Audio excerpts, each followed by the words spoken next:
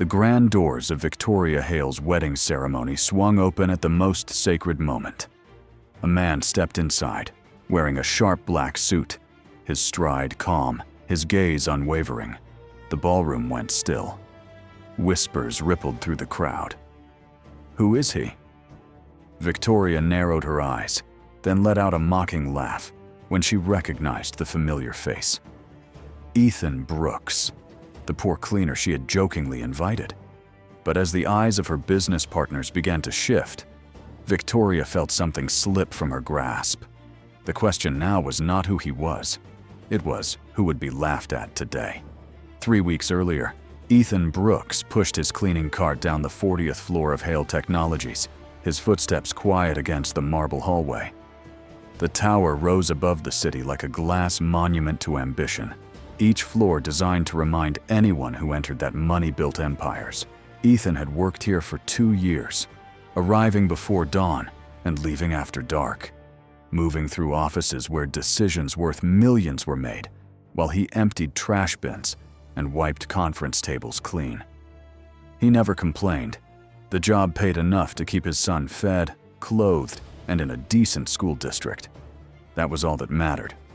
His son Tyler was 7 years old, small for his age, but bright in ways that made Ethan proud. Every morning before work, Ethan would pack Tyler's lunch, walk him to the bus stop, and watch until the yellow vehicle disappeared around the corner. Every evening, he would return home exhausted, but he would sit with Tyler at their small kitchen table and help with homework, asking questions about his day, listening to stories about playground games and spelling tests. Tyler never asked why they lived in a cramped apartment while other kids had houses. He never asked why his father came home smelling like cleaning chemicals. He trusted his father, and that trust was something Ethan would protect at any cost. Victoria Hale rarely noticed the people who cleaned her building. She moved through the world with the confidence of someone who had never been told no, never been denied anything her intelligence and money could secure. She had built Hale Technologies from a startup into a major player in the industry, and she wore her success like armor. Her heels clicked across floors that Ethan had polished hours before. Her voice carried authority in boardrooms where partnerships worth 8 figures were negotiated over coffee he had brewed. She knew the names of her executives, her investors, her competitors. She did not know the name of the man who made sure her office was spotless every morning. One afternoon, Victoria stood in the executive lounge with 3 of her senior managers, discussing final arrangements for her wedding. The ceremony would take place in 3 weeks at the Grand Belmont Hotel, a venue that cost more per hour than most people earned in a month. The guest list included tech moguls, venture capitalists, and politicians whose endorsements had opened doors that talent alone could not. Everything had to be perfect. Everything had to reflect the image she had built for herself. Ethan entered the lounge to empty the trash, moving quietly along the perimeter of the room. He had learned to make himself invisible in spaces like this, to complete his work without interrupting conversations that were not meant for him. Victoria glanced at him briefly, then turned back to her managers. One of them, a man named Derek, smirked and gestured toward Ethan with his coffee cup. Derek said maybe they should invite the cleaning staff to the wedding, really give the event some diversity. The others laughed. Victoria tilted her head, considering the suggestion with amusement. She called out to Ethan, her voice bright with mockery. She asked if he would like to attend her wedding. Ethan stopped, his hand still gripping the trash bag. He looked at her without expression, his face calm. Victoria continued, saying it would be wonderful to have him there, that the event could use some real people, not just the usual crowd of executives and investors. Derek laughed louder. Another manager, a woman named Sharon, covered her mouth, but her eyes betrayed her entertainment. Victoria was performing now, enjoying the attention, the way her words made her colleagues lean in with anticipation. Ethan met her gaze and said he would be honored to attend. His voice was even, polite, without a trace of anger or humiliation. Victoria blinked, surprised by the simplicity of his response. She had expected resistance, maybe embarrassment, something she could twist into further amusement. Instead, he simply accepted. She recovered quickly, smiling as if his answer confirmed exactly what she had expected. She told him wonderful. She would make sure his name was on the guest list. Ethan nodded once, then returned to his work, lifting the trash bag and moving toward the door. The executives exchanged glances, their laughter fading into uncomfortable silence. After he left, Derek muttered that the man probably did not even understand he was being mocked. Sharon agreed, saying people like that lived in a different world, one where a wedding invitation from someone like Victoria Hale was an actual privilege. Victoria shrugged, already losing interest. She said it would be amusing to see him show up in whatever cheap suit he could borrow, standing awkwardly among people who spent more on their watches than he earned in a year. The conversation moved on. The invitation became a footnote, a small joke to be forgotten by the time the rehearsal dinner arrived. But Ethan did not forget. That evening, he sat at the kitchen table with Tyler, helping him sound out words from a library book about astronauts. Tyler asked what was wrong, noticing the way his father stared at the page without really seeing it. Ethan told him nothing was wrong. Everything was fine. Tyler frowned, unconvinced, but he returned to his reading. Ethan watched his son, the way he mouthed each syllable carefully, the way his finger traced under the lines to keep his place. He thought about the invitation, the laughter in Victoria Hale's voice, the casual cruelty of people who believed their wealth gave them permission to humiliate others. He could ignore the invitation. No one would notice if he failed to show. Victoria had already forgotten about him by now, moved on to other details, other concerns. Not attending would be the smart choice, the safe choice. It would preserve his dignity, keep him from becoming a spectacle at an event designed to make him feel small. But as he sat there, watching his son practice reading, Ethan realized that ignoring the invitation would teach Tyler something he did not want him to learn. It would teach him that when powerful people mocked you, the correct response was to hide. It would teach him that dignity meant avoiding conflict, that self-respect required silence. Ethan did not want his son to grow up believing that.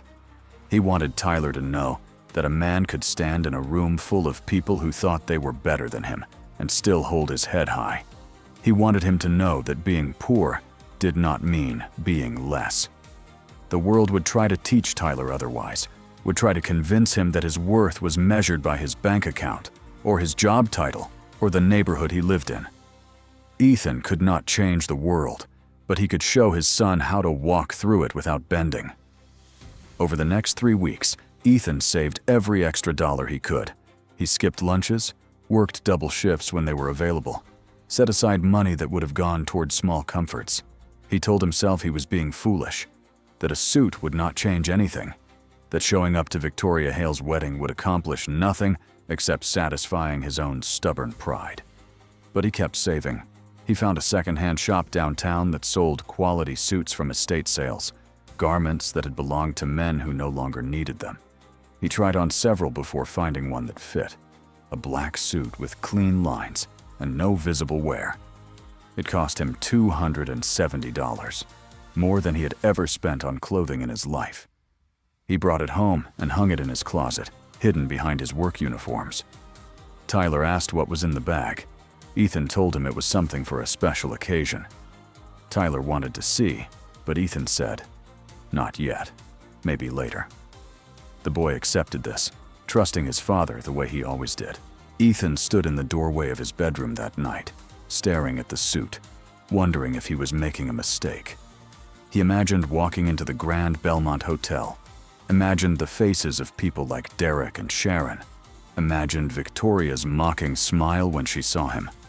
Part of him wanted to return the suit, take the refund, forget the entire thing.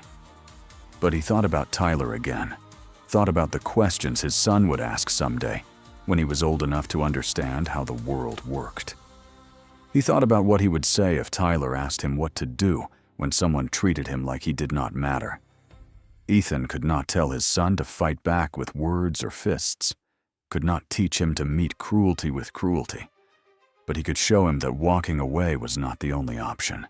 He could show him that sometimes the bravest thing a man could do was show up. The morning of the wedding arrived cold and clear. Ethan woke early, made breakfast for Tyler, and dropped him off at his neighbor's apartment. Mrs. Patterson, a retired teacher who lived 2 doors down, had agreed to watch Tyler for the afternoon. She asked where Ethan was going, dressed so nicely. He told her a work event. She smiled and told him he looked handsome. Tyler hugged his father and told him to have fun. Ethan held his son a moment longer than usual, then left before the boy could see the doubt in his eyes. He took the bus downtown, transferred twice, and walked the final 6 blocks to the Grand Belmont Hotel. The building rose before him like a fortress of marble and glass, its entrance flanked by columns that belonged in a museum. Valets in white gloves opened car doors for guests, who arrived in vehicles worth more than Ethan would earn in 5 years. He watched them step out, men in tailored tuxedos, women in gowns that shimmered under the afternoon sun. They moved with the ease of people who had attended 1,000 events like this, people for whom luxury was ordinary. Ethan adjusted his tie, straightened his shoulders, and walked toward the entrance. His heart beat steady in his chest. He was not here to make a scene. He was not here to embarrass Victoria or prove anything to her colleagues. He was here because his son deserved a father who did not bow to contempt. He was here because walking through those doors was the only way he could look Tyler in the eye and tell him that dignity was not something other people could take away. The doorman held the entrance open without expression. Ethan stepped inside. The ceremony hall stretched before him like a cathedral of glass and gold, chandeliers casting warm light across rows of white chairs filled with guests in expensive fabrics. At the front, beneath an arch of white roses and orchids, Victoria stood beside her groom, a man named Marcus Sullivan who ran a private equity firm. The officiant had just asked if anyone objected to the union. The room held its breath in the traditional silence. That was when the doors opened. Ethan walked down the center aisle, his steps measured, his expression neutral. He had not planned to arrive at this exact moment. The timing was accidental, the result of traffic and a delayed bus, but the effect was absolute. Every head turned. The rustling of silk and whispered confusion moved through the crowd like wind through grass.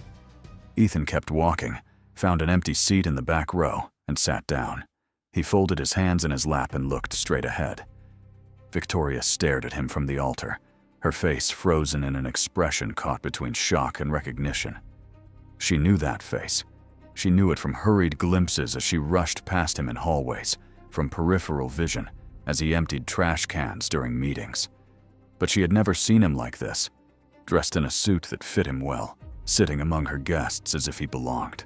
For 3 seconds, she said nothing. Then she laughed, a short sound meant to break the tension, to signal to everyone that this was somehow expected, somehow planned. Marcus leaned toward her and whispered something. Victoria shook her head, touching his arm to reassure him. The officiant cleared his throat and asked if everything was all right. Victoria smiled brightly and told him to continue. Everything was fine.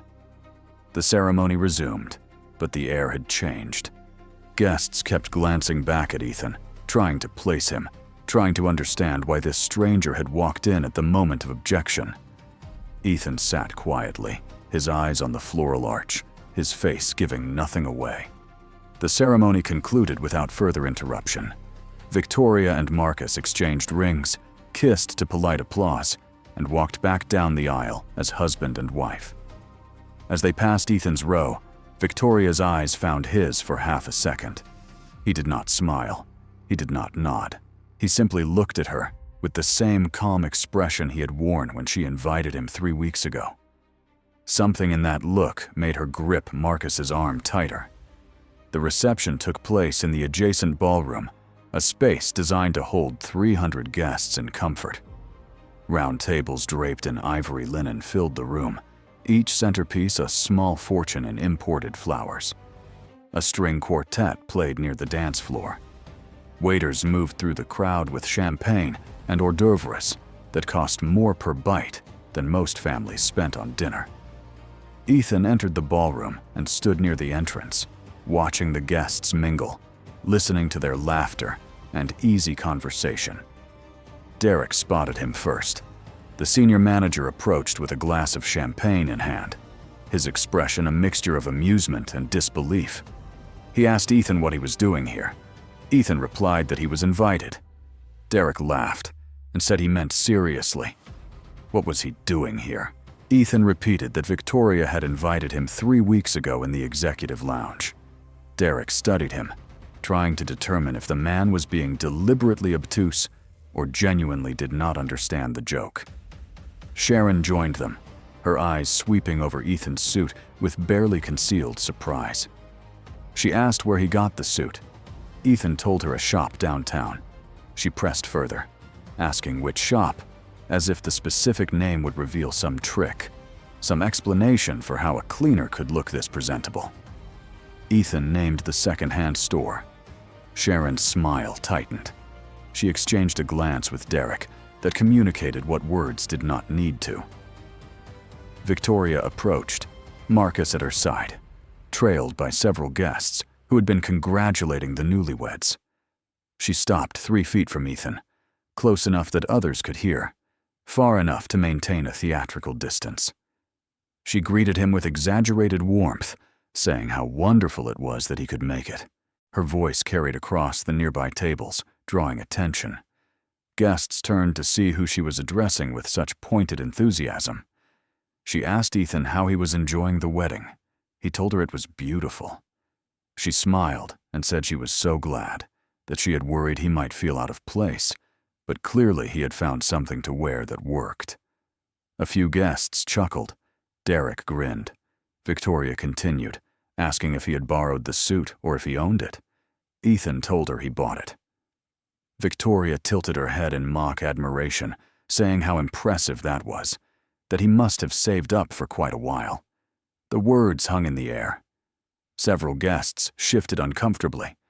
Marcus touched Victoria's elbow, a gentle suggestion that she move on, but she ignored him. She was enjoying this, enjoying the audience, enjoying the way her words made Ethan stand there while everyone watched. She asked if anyone had helped him pick it out, maybe given him advice on what would be appropriate. Ethan met her gaze and said he chose it himself. A man in his 60s stepped forward from a nearby table. His name was Robert Hutchins, and he had been one of Hale Technology's earliest investors, a partner whose backing had allowed Victoria to expand when the company was still finding its footing. He had made his fortune in manufacturing decades ago, starting with a single factory floor where he had worked alongside his employees before building an empire. He looked at Victoria with an expression that was not quite disapproval, but something close. Robert asked Victoria if she knew this man. She told him yes, of course. This was Ethan Brooks, one of the cleaners at her building. She said it as if the title explained everything, as if it justified her tone. Robert turned to Ethan and introduced himself, extending his hand. Ethan shook it, giving his name in return. Robert asked how long he had worked at Hale Technologies. Ethan told him 2 years. Robert nodded and asked if he enjoyed the work. Ethan said it paid the bills. Victoria laughed, trying to reclaim control of the conversation. She told Robert that she had invited Ethan as a bit of fun, to add some diversity to the guest list, to show that she valued all her employees. Robert's expression did not change. He asked if inviting someone as a joke was how she valued her employees. The question was quiet, but sharp. Victoria's smile faltered. She said she had not meant it that way, that Robert was misunderstanding. Robert disagreed. He said he understood perfectly. He had spent 40 years working with people before he made enough money to stop working with his hands. He knew what it looked like when someone used their position to humiliate someone else. He turned to Ethan and asked if he had family. Ethan told him he had a son. Robert asked how old. Ethan said 7. Robert nodded and said that was a good age, that his own grandson was around that age. The exchange shifted something in the room. Other guests began to watch more carefully, their amusement replaced by discomfort. A woman in her 50s, a venture capitalist named Patricia Green, set down her champagne glass and moved closer. She asked Victoria if what Robert said was true, if she had really invited this man as a joke. Victoria tried to laugh it off, saying everyone was being too serious, that it was her wedding and she was allowed to have a little fun. Patricia said she did not think humiliating someone was fun. She said she had worked with Victoria for 6 years, had helped her secure funding that kept the company afloat during a difficult quarter, and she had always respected Victoria's intelligence and drive. But this, Patricia continued, this was something else. This was cruelty, dressed up as humor. Victoria's face flushed. She told Patricia she was overreacting, that Ethan was fine, that he had accepted the invitation willingly. Ethan spoke then, his voice calm and even. He said Victoria was right. He had accepted the invitation willingly. He had come here knowing exactly what she thought of him, knowing what this was. Victoria looked at him, uncertain whether he was defending her or condemning her. Ethan continued, saying he came because he wanted his son to know that being poor did not mean accepting disrespect. He wanted Tyler to understand that a man could walk into a room full of people who thought they were better than him and still stand with his head up. The ballroom had gone quiet. The string quartet played on, oblivious, but no one was paying attention to the music. Guests at nearby tables had stopped eating, stopped drinking, stopped pretending they were not listening. Marcus put his hand on Victoria's shoulder, a gesture that might have been support or a warning. Victoria opened her mouth to respond, but found she had no words ready. Robert spoke again, his voice carrying authority that came from decades of being taken seriously. He said he had built his company by treating people with dignity, by understanding that every person in his organization mattered, from the executive suite to the factory floor. He said he had thought Victoria understood that, had thought her success came from intelligence and innovation, not from the kind of arrogance that made people small. He told her he was disappointed. The word landed like a stone. Disappointment from Robert Hutchins meant more than criticism from a dozen others. Victoria knew this. She had sought his approval when she was building her company, had modeled parts of her strategy on his advice. Hearing him say he was disappointed was worse than anger, worse than outrage. It meant she had failed a test she had not known she was taking. Derek tried to intervene, saying everyone was blowing this out of proportion, that Victoria had just been having a little fun, that no one was hurt. Patricia turned on him sharply, asking if he thought humiliation was harmless just because it was not physical. She asked if he would want someone to treat his children this way when they grew up and entered the workforce. Derek fell silent, his face reddening. Sharon moved away from the group, retreating to her table without a word. Other guests followed her lead, distancing themselves from the confrontation. Some left their tables entirely, moving toward the exit with murmured excuses. They were not leaving because of Ethan. They were leaving because standing in that room meant endorsing what Victoria had done, meant being associated with the kind of casual cruelty that could just as easily be turned on them someday. Victoria watched them go, her composure cracking.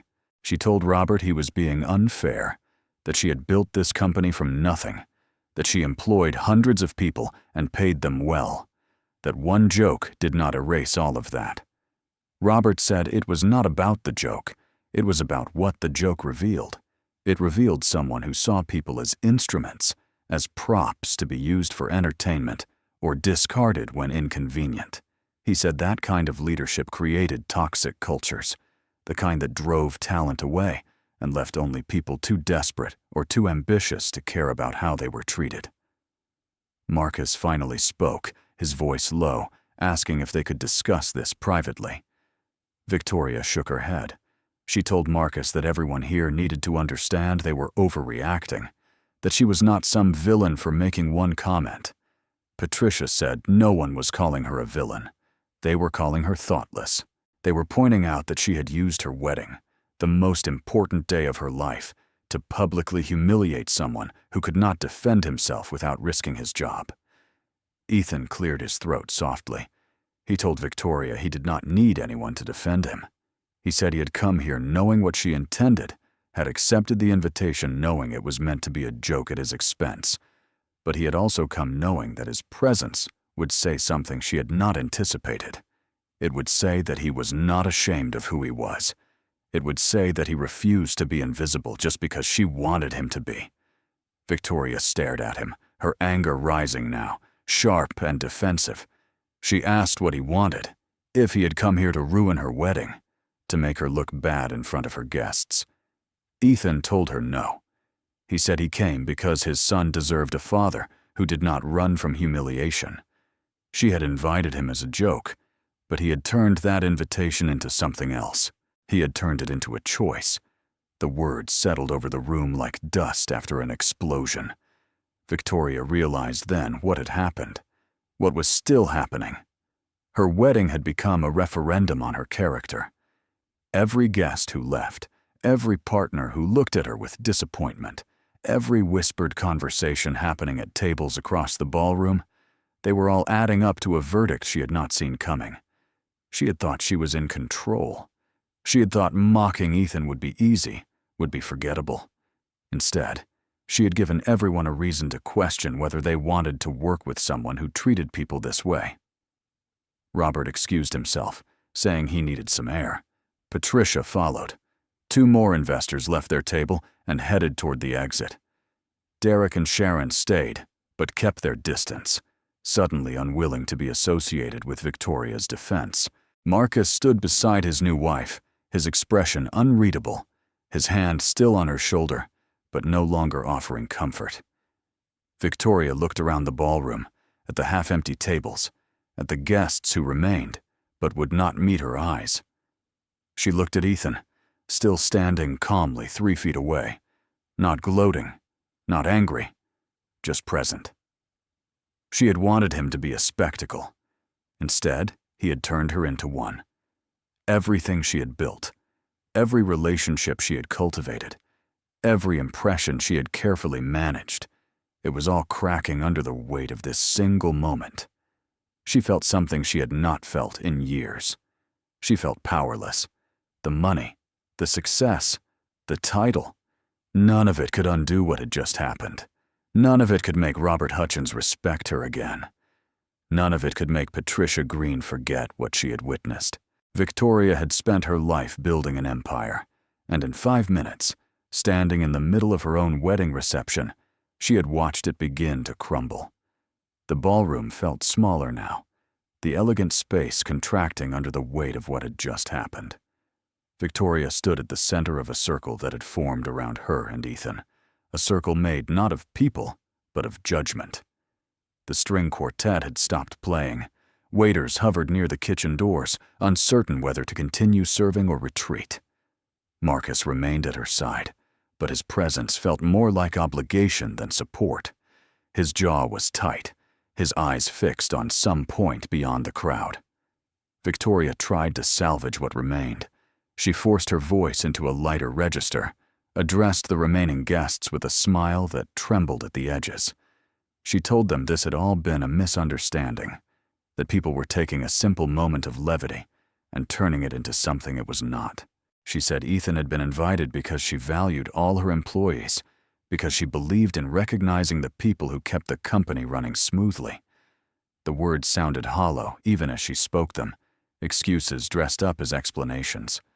A few guests nodded politely, the kind of nod that meant nothing, that was given out of social reflex rather than agreement. Most remained silent. Derek had disappeared entirely, slipping out during the confrontation with Robert and Patricia. Sharon sat at her table, staring at her untouched plate, her hands folded in her lap. The investors who had left were not coming back. The ones who remained did so because leaving now would be more awkward than staying. But their faces told Victoria they had already made their assessment. Ethan stood quietly through Victoria's attempt at damage control, his expression unchanged. He was not angry. He was not triumphant. He simply existed in the space, present in a way that made everything Victoria said sound defensive. She realized, with a cold clarity that cut through her rising panic, that his silence was more damaging than any accusation could have been. He did not need to argue with her. His presence was the argument. Victoria turned to him directly, lowering her voice, trying to create the illusion of a private conversation, even though everyone was still watching. She asked what he wanted from her, what it would take to make this right. She could hear the desperation in her own voice and hated herself for it. Ethan looked at her for a long moment, his gaze steady and calm. He told her he did not want anything from her.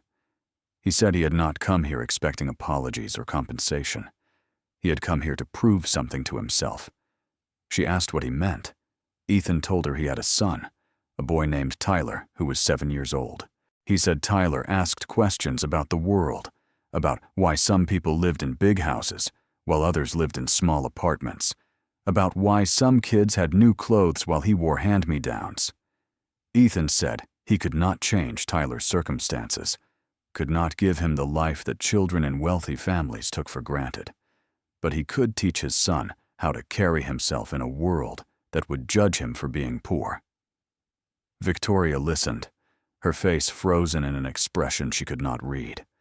Ethan continued, saying that Tyler would grow up and encounter people like her, people who believed that money gave them the right to look down on others. When that happened, Ethan wanted his son to remember this day. He wanted Tyler to know that his father had walked into a room full of people who thought they were better than him and had stood his ground. He wanted his son to understand that dignity was not something that could be bought or sold, that it came from within, from knowing your own worth regardless of what others believed. The words were simple, delivered without anger or righteousness, but they cut through the ballroom like a blade.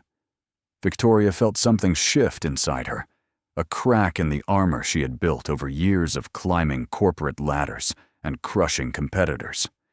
She saw herself through Ethan's eyes, saw what she had become in pursuit of success.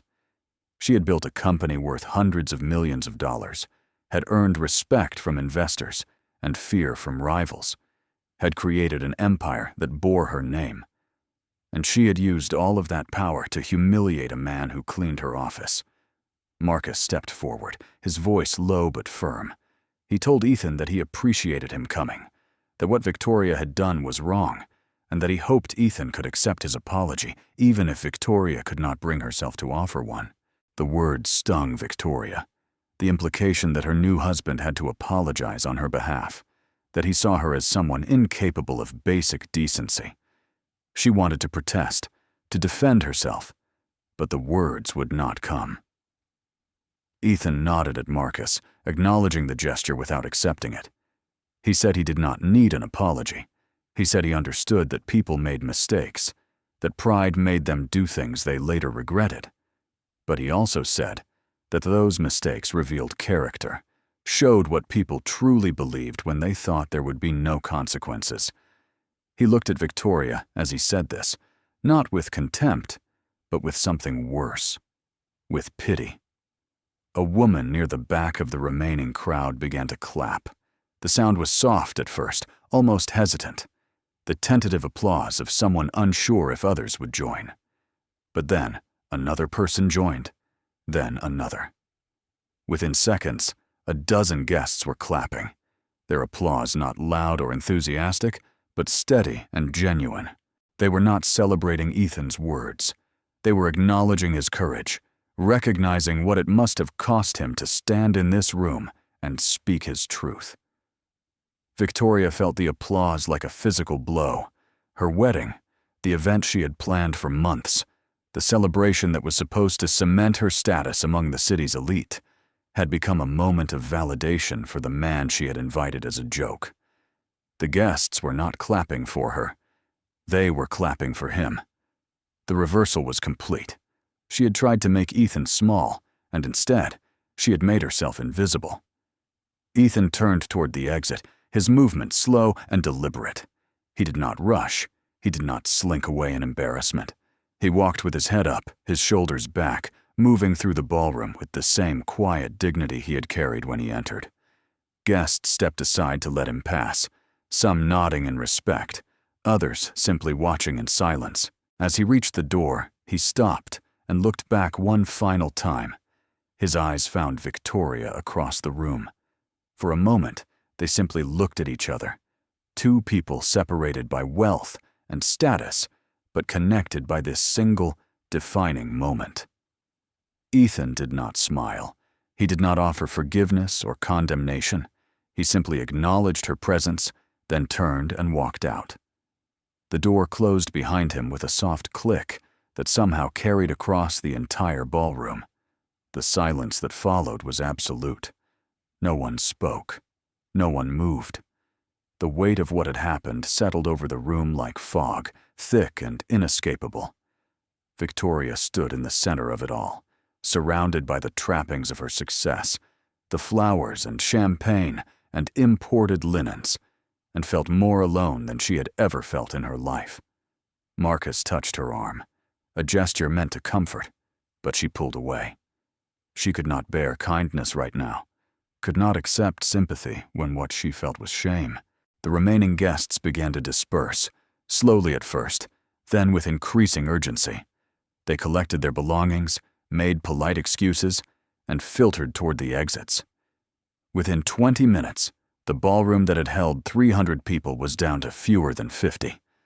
The caterers began clearing tables, their movements efficient and discreet, accustomed to events that ended early. The string quartet packed their instruments. The wedding planner appeared at Victoria's elbow, asking if she wanted to proceed with the dinner service or cancel the remainder of the evening. Victoria told her to cancel everything. Her voice was flat, devoid of the authority it usually carried. The wedding planner nodded and disappeared to handle the logistics. Marcus suggested they go upstairs to their suite, get away from the emptying ballroom, try to salvage something from the day. Victoria shook her head. She told him she needed a moment alone. He started to protest, then thought better of it. He kissed her forehead, a brief touch that felt like goodbye, and left her standing in the middle of the abandoned reception. Victoria looked around at the half-eaten meals, the untouched champagne, the centerpieces that no one had bothered to admire. She had spent $150,000 on this wedding, had hired the best vendors, had curated every detail to perfection. And none of it mattered. None of it had protected her from the consequences of her own arrogance. She had believed that her success insulated her, that her position gave her permission to treat people however she wanted. Ethan had proven her wrong with nothing more than his presence and a few simple words. She thought about what Robert had said, about how this revealed her character. She thought about Patricia's disappointment, about the investors who had left, about the partnerships that would never recover from this.